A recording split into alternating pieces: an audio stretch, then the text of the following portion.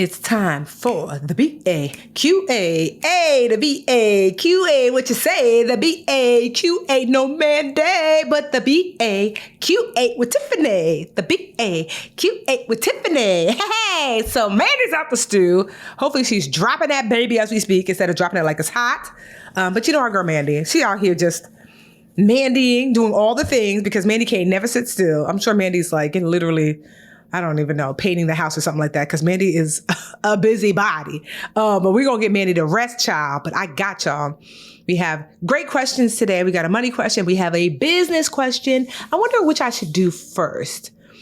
You know what? Last time I did the money question first and the business question second. We're going to flip the script, okay? So the first question comes from my mentor group. So y'all know that I mentor young women, especially Black women in business. Well, not young in business. So you could be, 10 and you could be 110, but like newish to business. And I do that through Patreon via mymentortiffany.com. And so one of the things that comes up again from my mentees is about last time I checked, maybe like 1,000, 1,100 mentees. One of the things that comes up over and over and over, a question that comes up is, Tiffany, when I'm ready to hire, how do I go about doing so? Like, how do I know who to hire first, second, third? How do I go about hiring? So come into the room, the mentee room. So let's talk about hiring and the mistakes that I made so you don't make them and what I would suggest. So everyone's initial knee-jerk reaction when it comes to hiring someone, they think that they ought to hire like an admin first, which kind of makes sense, right? You're like, oh, I need help with these emails. I need help navigating, like honestly, somebody to kind of like put by your side to help you pick up the pieces. Typically that's like an admin. And that's what I did. And I would say that although having an admin can be a important component to like growing your business and making it more stable, I push back and say the first person you need to hire is a financial person, because money is the lifeblood of your business. Literally, the blood that flows through your business body is money. And if the money ain't right, sis, neither are you. Walk with me, okay?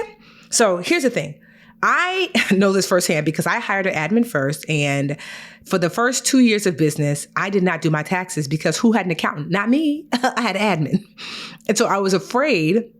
And that's not true. I had gotten an accountant, but I had gotten one later on down the line. And as a result, I was behind on filing for taxes. And then I got afraid to mention that I was behind. And it just became a mess until my accountant, God bless his soul, he's still here. But Carlos hit me up because he saw me at ShopRite, literally took his car and blocked the entrance, blocked the aisle. He said, "You in my office this week." I was like, Carlos, I'm scared to come because I haven't done taxes since I started my business and I'm overwhelmed and I don't have any receipts and I'm still using my personal bank account to pay bills. I'm still using my personal debit card, credit card. I'm a mess. And I know you are too. I know you don't have a separate bank account. I see you, sis. I know you're still using your personal credit card, your personal debit card more than you ought to, even if you do have a bank account. I know you're still commingling funds. This is what we all do. And it's not right, but it's okay. And so Carlos said, "How much do you think you owe?" And I don't know why, but I had convinced myself I owed $30,000 in taxes. He was like, "Did you even make $30,000?" I don't know why. I don't know why. That's the number I had in my head. He was like, "You don't." He said, "I've done your taxes over the last 2 years and you owe about 8." And I was like, "Oh, that's not as bad," even though I didn't have 8, but still, that wasn't as bad. He said it would have been about 5, but because of the fees and all of because you haven't filed your taxes and you've been late in paying, it went from like 4.5 to 5 to 8. And that's when I realized, that the delay in working on getting my finances together was costing me money, and that money could not be reinvested back into my business, the budget needs to. So if I was going to go back to young B back then, I would have said, Tiffany, you need to get your accountant or bookkeeper, someone in that realm, first and foremost. You don't need to get them like first, second. But the moment that you say to yourself, you know what, I need to hire someone, like ideally an accountant. Now, here's the thing, an accountant, the good thing is that you can meet with them quarterly. And so, prices can range anywhere from, I don't know, like $1,500 for the year to upwards of that, And so you can save up and say, okay, before I might start my business, I know I'm going to find an accountant and I'm going to, and make it my business to be able to afford that $1,500 for the year, and or also potentially a bookkeeper. That would be honestly, probably my second hire if I had multiple streams of income. So if, let's just say I had a smaller business where maybe it's a speaking business, I might not need a bookkeeper because it's not like I'm speaking every single week where money is coming in so rapidly that I need to keep track. But let's just say I had a business where I was selling things online and I was making, 10, 20, 100 sales a month. A bookkeeper is going to be, a helpful person. And bookkeepers, you can find a bookkeeper for around $400 or $500 a month, give or take. And so it's not a little bit of money, but the reason why bookkeepers can be so helpful is if I would have had a bookkeeper, I wouldn't have had the issue of I didn't know what to give Carlos, my accountant, because my finances were a mess. So a bookkeeper is what keeps you in line day to day. The bookkeeper is creating a ledger of money coming in and money going out. They're keeping you financially organized day to day. So that way, when it's time to file taxes, whether it's once a quarter, every other, twice a year or once a year, the bookkeeper puts it in the way that an accountant receives it. So they're going to upload it to like QuickBooks, or they're going to put it in an Excel spreadsheet in the way that accountants navigate. Now, some accountant firms will also offer bookkeeping, so you can ask about that. But to me, child, if I was hiring, in the very beginning, because here's the thing, you could be your own admin. Is it a lot of work? Yes. But here's how I was my own admin. So in the beginning, especially when I had no money, what I used to do was I remember thinking to myself, everyone is writing me, hey, Tiffany, and they're asking me for personal favors. I wish there was someone else that was like a middleman, so they didn't know that I saw it. And so I was like, well, they don't know who's answering this email? So I made up an admin name. Her name is Michelle. And to this day, my admin, her name is Rose, for real, but she still answers my emails as Michelle. And I've had about 5 or 6 Michelles since I started the business 15 years ago. And so I was the first Michelle. You would email me and say, hey, Tiffany girl, real quick favor. You could come speak at my school. And Michelle would write you, hello, Tanya, thank you so much for reaching out to Tiffany. This is her admin, Michelle. Meanwhile, it's me the whole time. Can you please give us the time and the date? And I will check with Tiffany to see if it fits with her schedule. Meanwhile, it's me. And then people are like, oh, excuse me, Michelle, is she available on Friday? I'll ask. And I'm like, I'm not. Because girl, I didn't want to work for free. So Michelle would write back, unfortunately, in this moment, Tiffany is not available, but please check back in another 2 months when she has some more availability. It created the space between me and the people emailing me to ask for requests, and it made me look a little more professional. Right? I even got Michelle her own email, child, Michelle@thebudgetnista.com. Ain't no Michelle. And so, but it was so helpful. So I learned that I could do that for myself, but what I couldn't do was the business finances for myself. And I'm telling you, if your finances are funny, child, I've made so many financial mistakes with my business because I didn't learn that lesson until too late. It's cost me hundreds of thousands of dollars, if not almost 7 figures in mistakes, in tax mistakes. I finally paid my last tax bill. It was like $250,000. Okay. So I'm telling you this from a place of, girl, don't be like me. Listen to me, but don't be like me. If you're in business or you're considering starting a business, you want right away to separate your business funds from your personal funds. So instantly getting 2 separate checking accounts, 2 separate debit accounts. Ideally look to see if you can get even 2 separate credit cards. Sometimes that's not possible because they won't issue you a credit card just yet. Although there are some business secured cards where it's literally like a credit card that you put a deposit down. And that $500 that you put up for the business, that's the limit on your business credit card. So that's available. But separating your business and personal funds, getting yourself an accountant first and foremost, and you may or may not need a bookkeeper. And then as you grow, you might need other financial people. But that would be my first hire.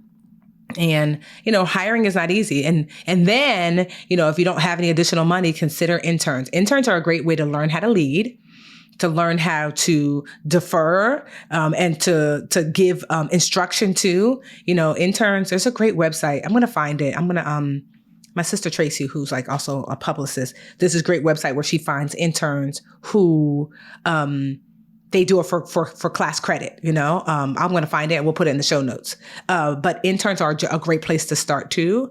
But know that interns are typically only there for like a semester, so 3 or 4 months. So you can't be living and dying off interns. But interns are a great way to find some good people that I've hired interns after they've interned for me for a while. So, but hopefully that was helpful. I know it was, girl, because I be knowing what I'm talking about. 15 years in the game, $40 million later, I have learned all the mistakes the hard way, so you don't have to.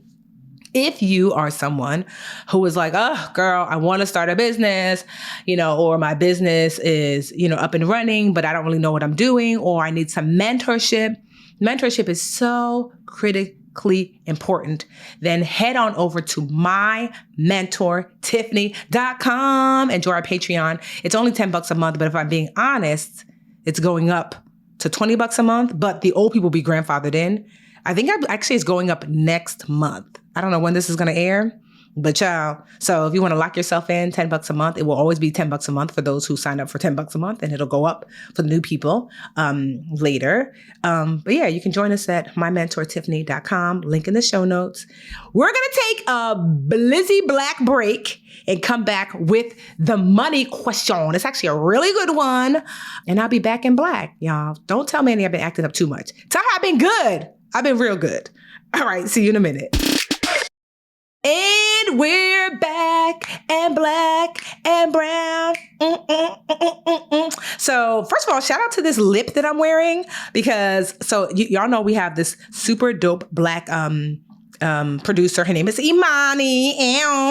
And Imani was like, yes, lip. I just love black women because we compliment you like for what you have on. Yes, bun. Okay, skin. Brows. See you. I just love being black, yo. So she was like, okay with these lips. And so because we love black around here, my lip is by, if you was watching us on YouTube, you would be able to see it, but my lip is by this Black-owned, I guess, health and beauty brand called The Lip Bar. And I actually know Melissa personally. She's super dope, Black woman in business. She actually was rejected on Shark Tank. But when Jesus said yes, nobody say no. So she has grown her business to be this multi-million-dollar business that is available at Target.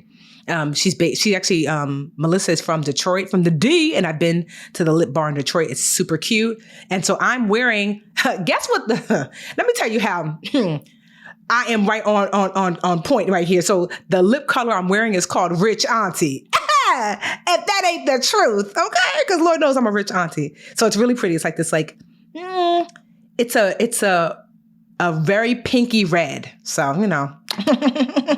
and my liner is MAC, but whatever. We're not going to give MAC too much because it's Cyber World via MAC, whatever. But we really here for the Lip Bar Rich Auntie. Okay, that's one of my favorite colors. It's one of her best sellers. So let's get into the money question of today. So this question comes from Naya. Hi, Naya. You see what I did there? So Naya says, hey, Tiff and Mandy, I am 29 years old. And until I found this podcast about 6 months ago, no one, all caps, I repeat again, all caps, no one has been able to make me, 1, care about, 2, feel educated and empowered about my money. Naya, girl, don't have me crying up in here, Naya. Okay. She says, I struggled with math since I was younger and often felt discouraged by my ability to manage my money. Aw, mama. But you all use language and concepts that really help me to get it. Yes, that's what we're here for, Naya. She says, I have a question for the BAQA. Does a little dance to the tune of Tiffany's song, right? The BAQA, the BAQA, what you say? I love that you love that song because I feel like Mandy hates it, but it's here to stay. Oh, no, she doesn't hate it. So she said, I recently started a new job. I'm trying to be intentional about my retirement options. Good, Naya. I have a decent sized rollover from my last 401k, about $5,500 vested. Okay, good. I was told I have 2 options. You actually have more, but that's okay. 1, open a rollover IRA with my personal bank, so that it's always there if and when I change jobs, or 2, roll it over into my new job's 401k plan. Have I said rollover enough? I'm trying not to get taxed. Y'all taught me that. Yes, girl. What are some of the advantages of a traditional IRA versus keeping the money in a 401k or vice versa? Is it better to have two accounts or just keep all of my retirement funds in one account? Thanks for all that you do to educate our community. Naya, girl, first of all, we're going to give you a round of applause for thinking about this ahead of time, for understanding that you can trigger an unwanted tax trigger, if you don't do this correctly. So I'm glad that you're asking this question, and we're going to get you straight. So there are actually multiple things you can do. So let's go over. There are 5 things you can do. So 1, you can leave your money in your current 401k plan. But, the problem is that like the pro is, I guess, it's just convenient, but the con is, child, 1, you can't contribute to that plan anymore, so bye. 2, they might actually charge you additional fees because you're no longer an employee. And who wants to manage multiple, IRA or 401k plans at 2 different companies? So that is an option, but because I want you to know that there's options, there are about 4 options, but we're not doing that. Okay. She can't sit with us. We're not leaving your current 401k plan where it is. Bye. Okay. 2, option 2, you can roll it into a new 401k plan. This is one of the options that you brought up. And so here are some of the pros. So assuming that you like the new plans, the costs and the features and the investment choices, this can be a good option, right? So your savings has the potential for growth that is tax deferred, meaning like you don't have to pay taxes on it now because, with 401ks, you don't pay taxes now, you pay taxes when you pull it out. And so you can continue. And if you continue to work for the company, then, you could just continue to add to that 401k plan. Those are some of the pros, is that everything is right there. You probably will have the same protections that you had in your other 401k plan. The cons is that you're going to need to liquidate your current 401k investment and reinvest it into your new 401k plan. And the new money, this money that's going to be rolled over, will be subject to your new plan's withdrawal rules. So, you likely, once you lock that money in there, you're not going to be able to typically take it with you unless you leave your employer. But I think that's a con that you kind of know, like, I'm going to put my money here and leave my money here. So you can leave your money with this, you could roll it over to this new place. The key that's really critical is that you are not to do the rollover yourself. The bank has to talk to the bank. So they're going to tell you, like, I just rolled over some money, right? So it wasn't for me to cash out the money and say, here's $30,000 cash. No. Like, literally, they're going to do them themselves and give you clear directions. For me, for example, they actually sent me a check that was not for me. It did not even have it had my name on it, but it really was for my new plan. And I was literally supposed to mail the check to the new people. That was it. I was like, just to hold the check and mail it to the new people, if that makes sense. So you just want to make sure that in rolling over whatever you choose, that you don't accidentally trigger a tax and fee. You don't want to trigger any of that because 1, you're not 59 and a half. So if you take any money now, you're going to be, there's a fee attached to that. And then 2, just like when you are 59 and a half and 60 and 65, if you take your money out, you have to pay taxes on the money either way. So you will be paying twice. So you don't want to make that mistake. So this is a viable option, rolling over into your 401k plan now. There's nothing wrong. There's nothing negative here. You just have to decide. So number 3 is you can roll it over into a traditional individual retirement account. So that's an IRA. So you have a 401k, and an IRA is basically like a 401k that you have it's not by an employer, it's with your bank. So because IRAs are not sponsored by employers, you own them directly, you won't have to worry about making changes to your account should you change jobs again in the future. So this is a pro. And the IRA provider might offer you a wider range of investment options and services than your new employer. So many times 401ks will just have mutual funds, and mutual funds typically have higher fees. Because a mutual fund, typically the investments inside of a mutual fund are picked by people, right? And so when someone gets involved, they want to get paid. And so as a result of that, mutual funds have higher fees that are called, of course, I forgot the name of these damn fees. Either way, they're called fees. But there's like a special name for those fees. But so There might be, so you might want to compare. If it was me, I would compare, here's the bank where I bank.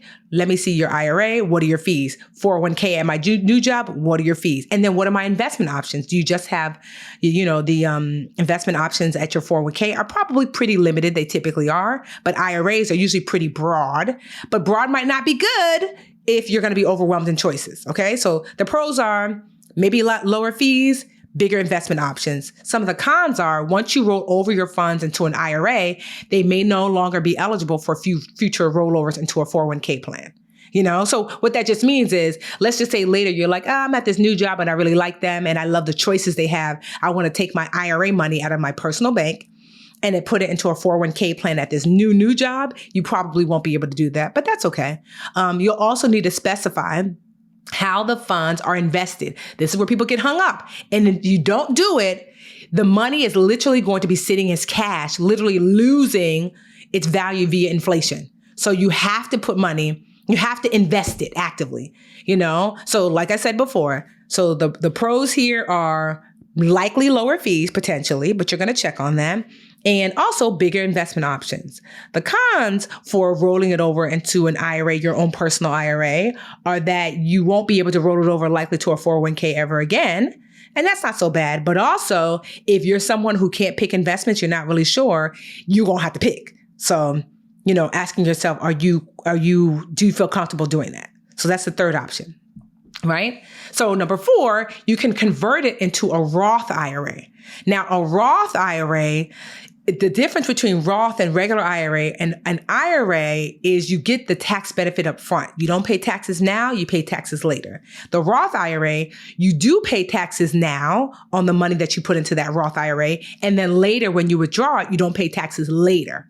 Okay. So the pros are the withdrawals are entirely tax-free in retirement as long as you're over 59 and a half and you've held the account for 5 years or more. Okay. Now, the cons are because Roth IRAs are funded with after-tax dollars, you're going to have to pay taxes on the money in your 401k that you're rolling over. You're going to have to pay the taxes now. So like, let's just say you're taking out the $5,500. I don't know what the tax rate is. Let's just say they say you're taking out $1,000 from that. You'd pay taxes now. You put it into your Roth and wouldn't pay taxes later. A Roth IRA must be open for 5 years in order to withdraw earnings tax-free.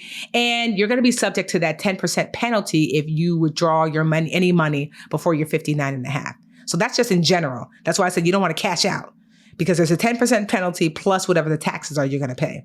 So a Roth IRA, so this to me is not my fave because, like you're already in the IRA 401k space where you haven't paid taxes.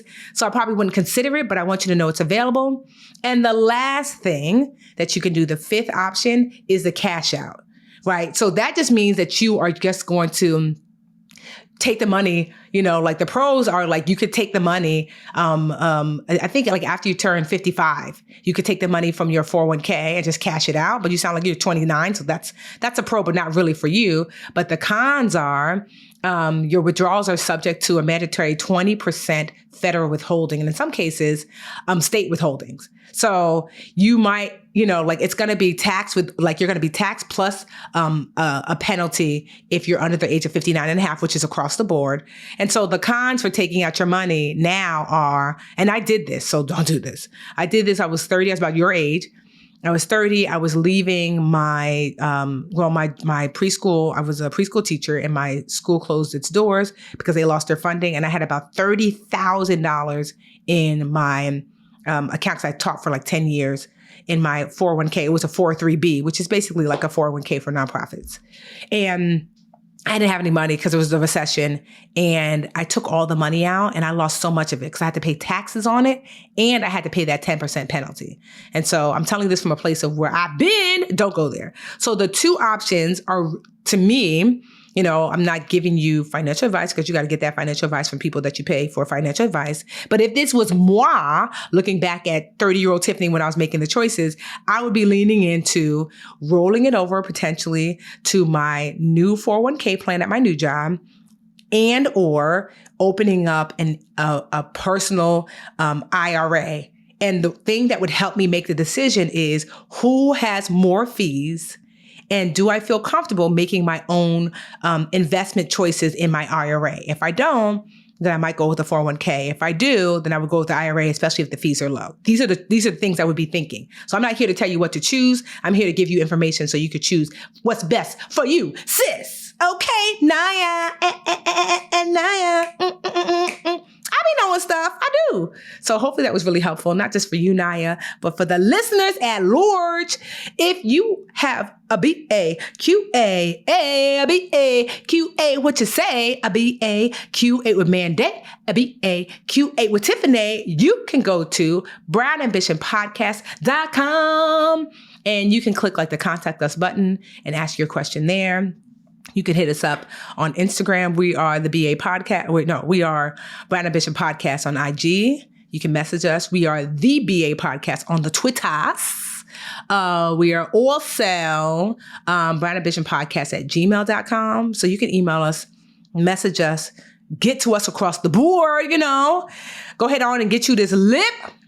Rich Auntie by the Lip Bar, okay, because it's serving for the gods. Ask your questions. If you want to be a mentee, like I said, the link will be in the bio show notes, mymentortiffany.com. And hopefully you like it here. Hopefully you love it here because it's cute here or whatever. And so I love your questions. Keep asking them and keep coming back and tell a friend. Have you told your bestie to listen to BAQA? Have you forwarded her the actual podcast? Don't be stingy, sis. Share the wealth. All right. Until next week. Bye. Hey, BA fam, we could not do this show without your support or the support of our team behind the scenes. The Brown Ambition podcast is produced by Imani Crosby and Dennis Stemplinsky is our in-house tech guru. I am your co-host, Mandy Woodruff-Santos, and we will see y'all next week, BA fam. Dissecting politics with exclusive interviews, commentary, and humor. Useful Idiots with Katie Halper and Aaron Mate. I really don't like sharks, and I think we live in a very sharkagandistic world. Quote, one thing to keep in mind is sharks are not out there trying to eat surfers and swimmers. They'd much rather eat fish, but in many cases, they mistake us for their actual prey. When they do bite, they usually move on. That's supposed to make us feel better? Useful Idiots, wherever you listen.